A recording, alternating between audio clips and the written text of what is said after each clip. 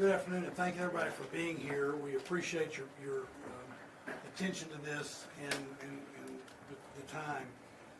I want to start off by saying just a couple things. One is I want to again say how proud we are, and I am, of our police, fire, and EMS.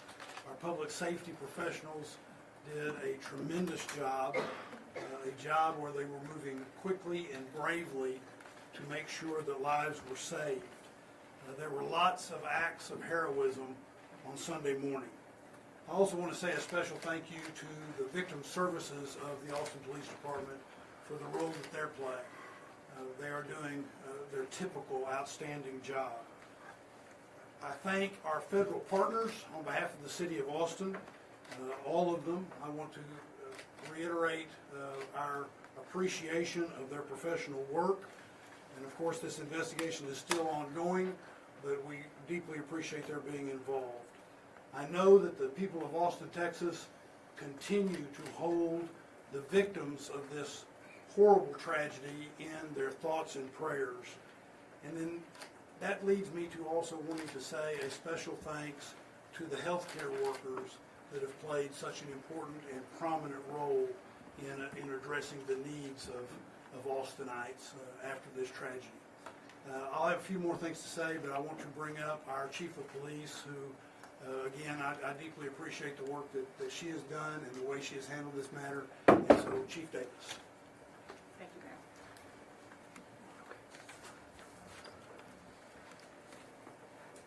The last 4 hours have been some of the most challenging in my career. This has been difficult for our community, devastating to the impacted families, and challenging to our APD family. I want to thank our federal partners, Special Agent in Charge, and the evidence response team with the FBI. APD could not do this alone. We are still in the early hours of this investigation. This is a complicated and large crime scene.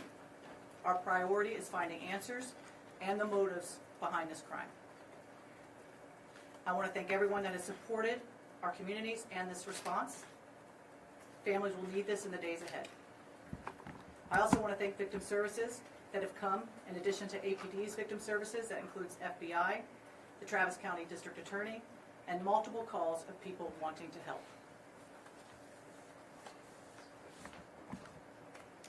I cannot imagine the grief, pain, and loss these families are feeling today, and my heart is with them. Savitha, Sean, and Ryder Harrington. To the impacted families that are still waiting for answers, we are here for you.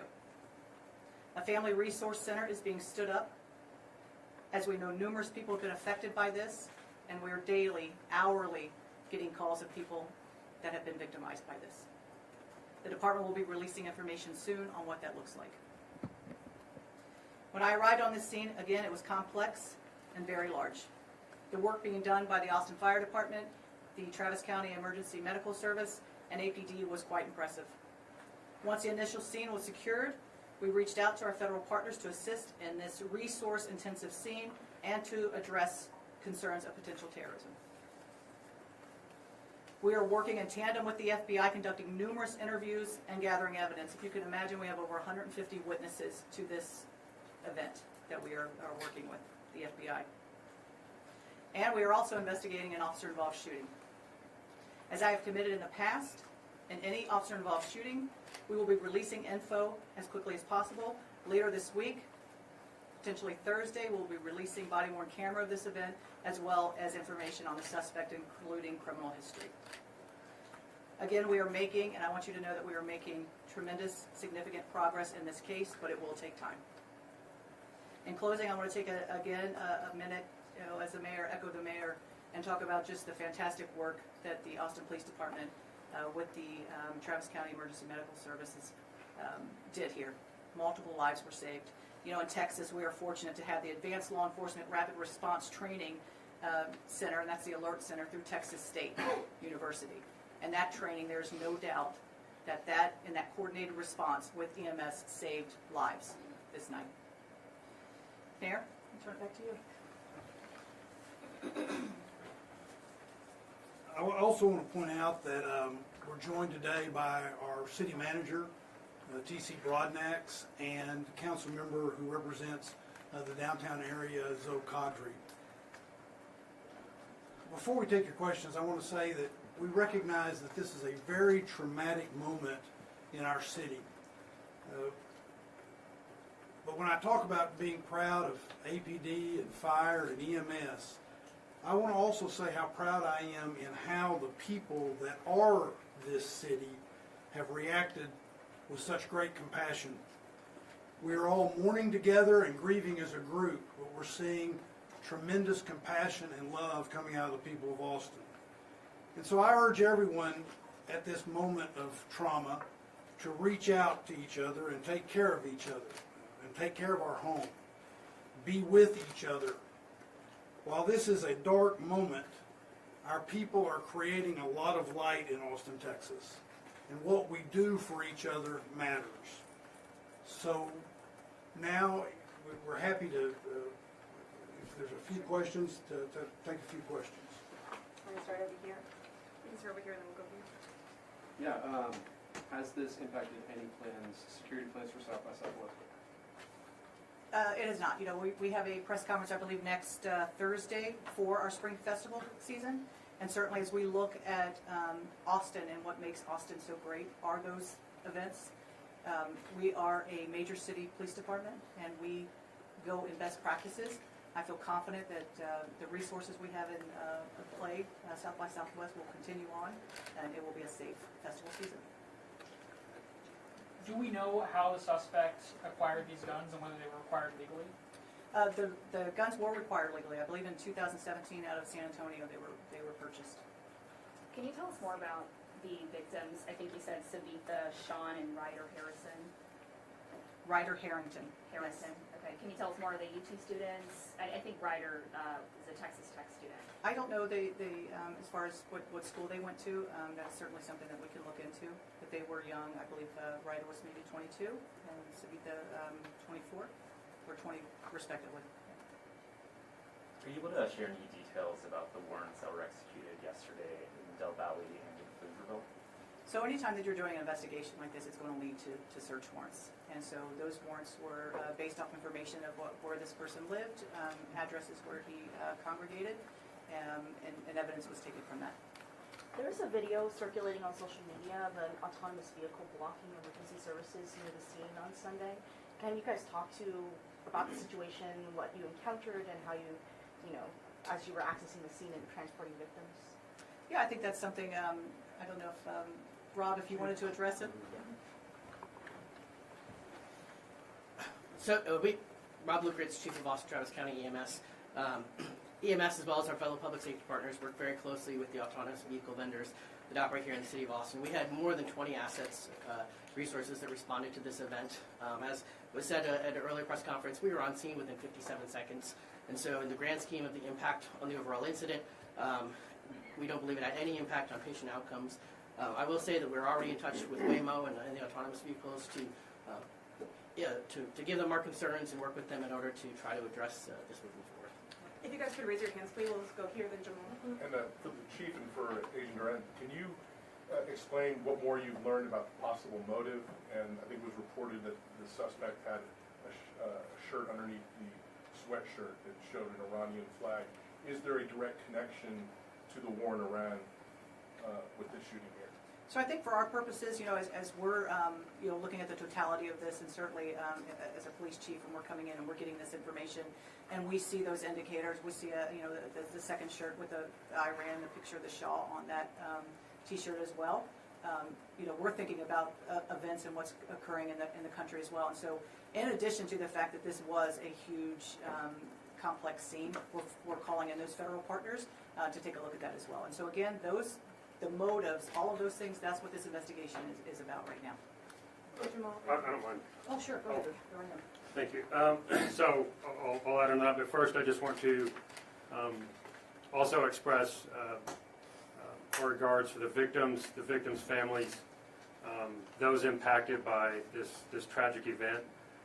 It's not just those that were injured or killed, but obviously those that witnessed it are going to be forever impacted. And so just let them know we stand with you, and our thoughts are with you. With regards to the question, Yes, like, our ultimate goal in everything we do is to determine the motive, right? We're looking for connections that he possibly had, witnesses, as the chief had mentioned.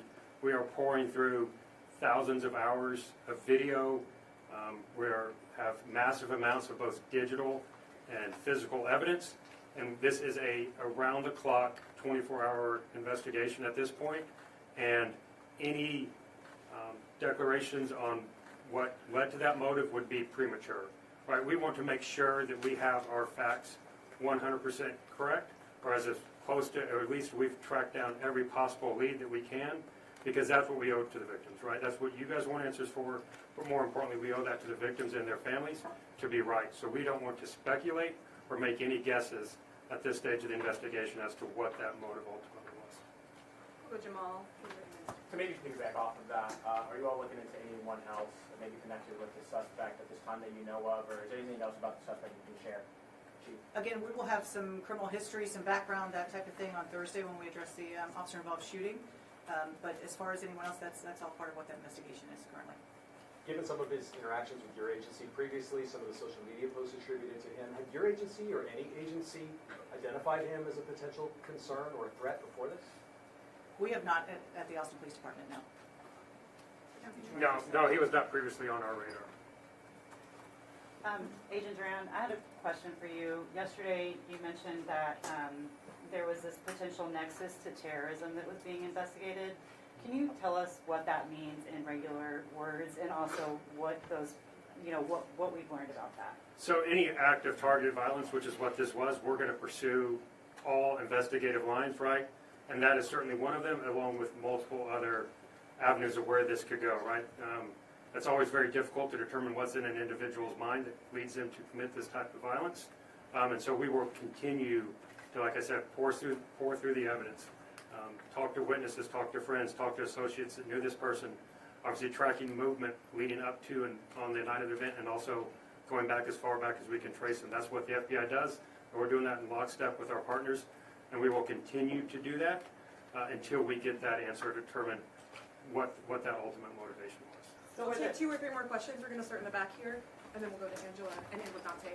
Thank you. For either the chief or Special Agent Duran, how closely are you working with other major cities like the NYPD, the LAPD? We know New York put out a statement saying that they saw what happened in Austin and they're taking it seriously and has put them on high alert. Are you talking to other cities? Can you tell me a little bit about that? Yeah, I think, being part of the Major City Chiefs Association, those are, in contact with all of those chiefs and what's going on. And everybody better be on heightened alert. I mean, this is, what happens across the country, we all need to be aware of, and certainly as major cities, you look at best practices and you look at the way you keep people safe. That's absolutely important, and there's probably not a police chief across this country that's not talking to someone. Angela and Dante, you'll have a final question. So yesterday, 3 patients were in critical condition. Has there been any status updates on the hospitalized patients? I believe 1 patient will be taken off life support sometime today, and then 2 other patients are still critical. Can you clarify the victims' names and age, please? The victims that were killed, Yes. Savitha, Sean, I believe she's 24. Could you spell that out, please? Savitha,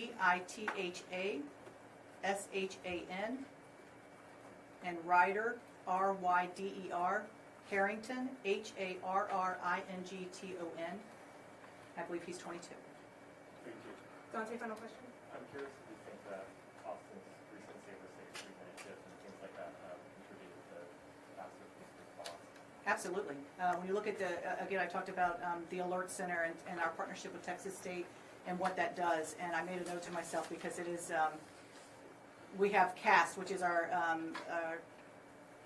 Counter Assault Strike Team, CAST, and that includes EMS, it includes AFD, and APD, and they sit in this very room every Friday, Saturday, and Sunday night to address potential threat concerns from our entertainment areas. And so that is something that we have to be prepared for when you have large events, large-scale events, and we do this in our other large-scale events as well. When you're talking South by, you're talking about other things where there are large crowds. We are there and prepared. So absolutely. Thanks so much, guys. If I might add one thing to that, in 2024, and Chief Lucritz and I talked about this yesterday, I guess it was. In 2024, the city of Austin also created the Downtown Area Command with EMS so that we would be better ready. That's what the recommendations coming from the professionals in EMS said they wanted and needed, that sort of thing, so we would be better ready. God forbid there was a situation like this, and we think that also played a significant role in addition to what the chief was saying. Thank you all.